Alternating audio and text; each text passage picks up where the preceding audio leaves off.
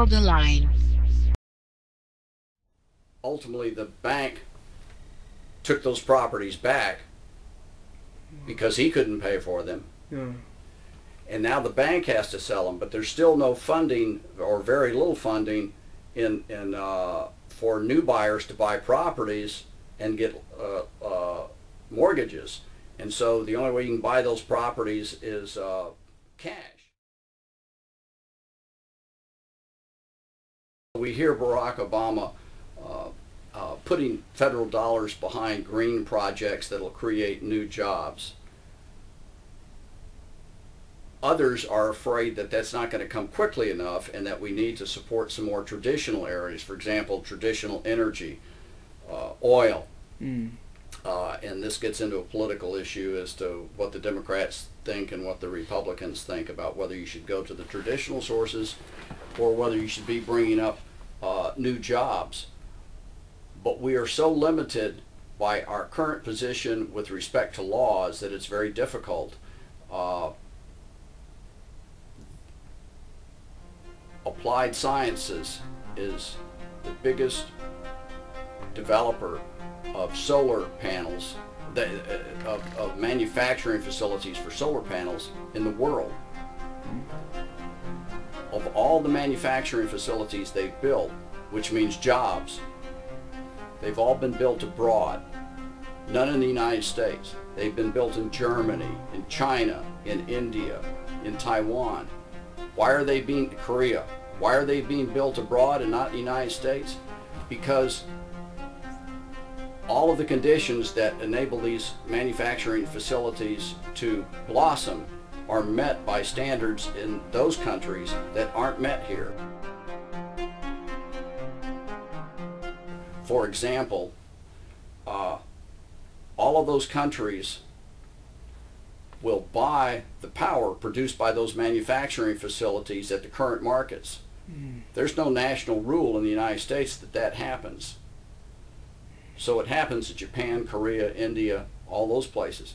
So how can we change our laws to further the development of green jobs? We're talking about green jobs, but it's everybody else in the world that's producing green jobs but us. So the how government do we change these jobs? Yeah, so the government has to have a hand in somehow, as those other countries that you've mentioned, in regulating to kind of bring those jobs in, is what you're saying. Right.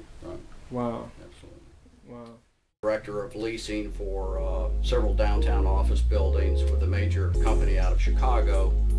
Later I was, the name of that firm was Jaymont Realty, by the way. Later I was left Jaymont and was appointed Regional Vice President for Cabot Forbes, which is an office development company headquartered out of Boston.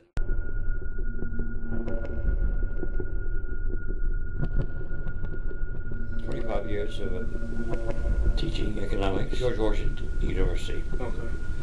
Also, University of North Carolina in NC State, and a little bit of the University of Maryland, but primarily George Washington. I've written about 80 or so articles. I've served as consultant to Department of Justice, Antitrust Division, the Reagan administration, also the early Clinton administration. I was one of the team who helped to break up AT&T. I guess that's my proudest accomplishment as a government economist. But I served to the Department of Commerce, helped to devise a program for the Appalachian Regional Commission.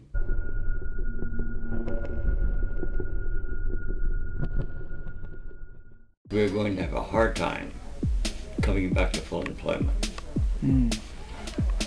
This society is one which values independence, which values making it of your own. But unless there are jobs to do that, there ain't a chance. This society is not good at creating new jobs. I worry about China, I worry about the decline of the dollar. I worry about exploding populations elsewhere, which will mean labor costs are less. In other words, I worry about a great deal about our, I think, increasing lack of competitiveness. In the labor market. In the labor market, absolutely. The unemployment rate, I think, is certainly going to go above 10%, 9.7 at the moment, certainly above 10%. Frankly, I would not be surprised just to be closer to 15%. It happened in the Great Depression of the 30s. And in the Great Depression of the 30s, the only real way we got out of that was making armaments for World War II. Yeah, of course. In other words, to some degree, we nationalized U.S. industry in the sense that we provided jobs. Something like that has got to happen again. I think Obama's on the right path. We must create jobs, but the ability to do that, the inability to do that, greatly concerns me. So jobs are my biggest fear. My view is the minimum wage was an attempt to put a floor under poverty. Now certainly the minimum wage has not kept up with the cost of living. In economics, there's always the law of unintended consequences. You do good, you could do bad at the same time. As you raise the minimum wage, you become less competitive worldwide. On the other hand, you need to raise the minimum wage because our people have got to be able to function at least minimally. Or what sort of society do we have? So I think, to me, the minimum wage ought to be pegged to the CPI. As the CPI goes up, the minimum wage goes up. Just like Social Security. And CPI is? The Consumer Price Index. Okay. Peg it to CPI. One of the things that would do politically, political economy again, politically, is make Washington more aware of the CPI.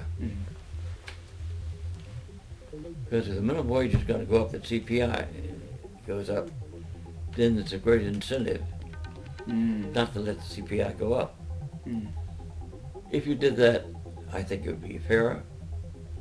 It would be more in keeping with what we think we are as a society. And I think economically it would be very sound. That's something I would much like to see happen.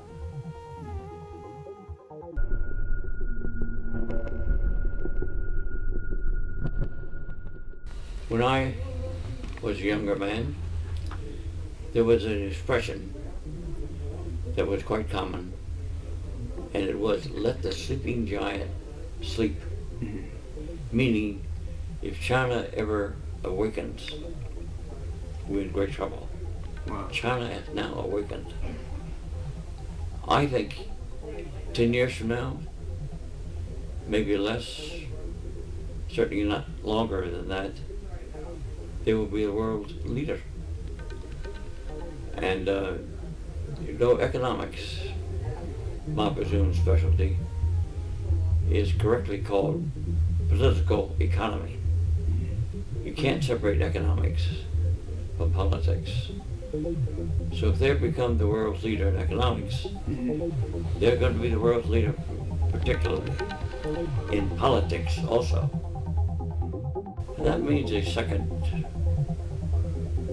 place for us in the world economy. I see that. World Aligned.